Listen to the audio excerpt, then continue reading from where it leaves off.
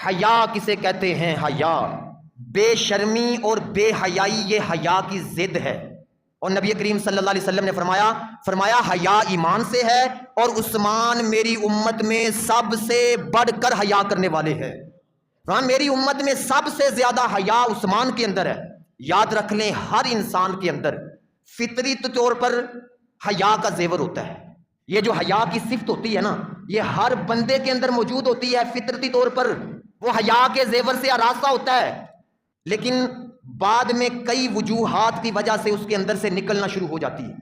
جس طرح آج ہمارے اس معاشرے کے اندر اسی حیا کو کم کرنے کے اوپر زور دیا جا رہا ہے، اسی حیا کو ختم کرنے کے اوپر زور دیا جا رہا ہے، بڑے بڑے طریقوں سے اسی کے اوپر زور دیا جا رہا ہے۔ ساری قوت اسی پہ صرف ہو رہی ہے کہ مسلمانوں کے اندر سے حیا نکالا جائے، حیا ختم کر دیا جائے، حیا نکال دیا جائے۔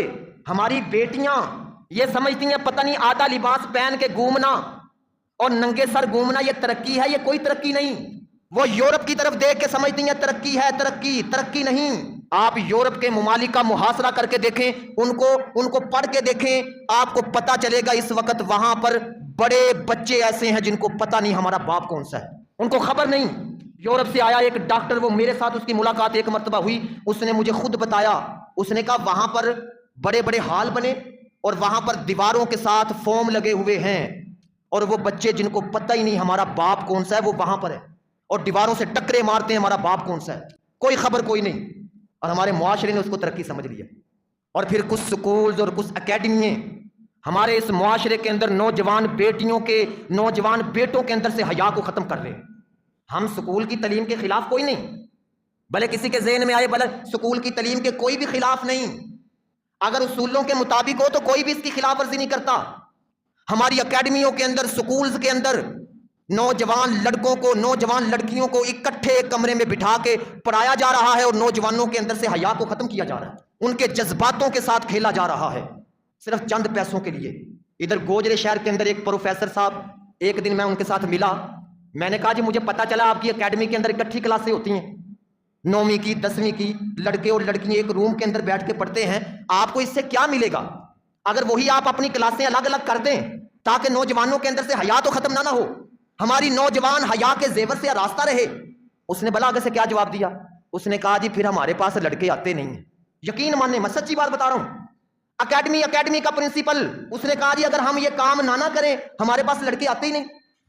والدین سے بھی گزارش ہے، اپنے بیٹوں کو، اپنی بیٹیوں کو اکیڈمی میں، سکول میں بھیجنے سے پہلے وہاں کا ماحول چیک کریں، ان اکیڈمیوں کا، ان سکولوں کا ماحول کیسا ہے، وہاں پہ کلاسیں کیسی ہو رہی ہیں، کہیں ہمارے بیٹوں اور بیٹیوں کے جذباتوں کے ساتھ کھیلا تو نہیں جا رہا، ان کے اندر سے کہیں حیا تو نہیں ختم کی جا رہی۔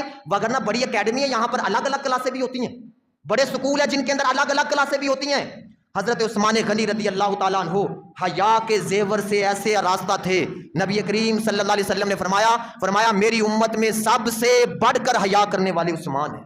اور حضرت عثمان غنی رضی اللہ تعالیٰ عنہ فرماتے جب سے میں نے اپنا دایاں ہاتھ نبی کریم صلی اللہ علیہ وسلم کے ہاتھ میں دیا ہے نا، فرماتے میں نے ساری زندگی اپنا دایاں ہاتھ اپنی شرمگاہ کو نہیں لگایا۔ ایسی حیا۔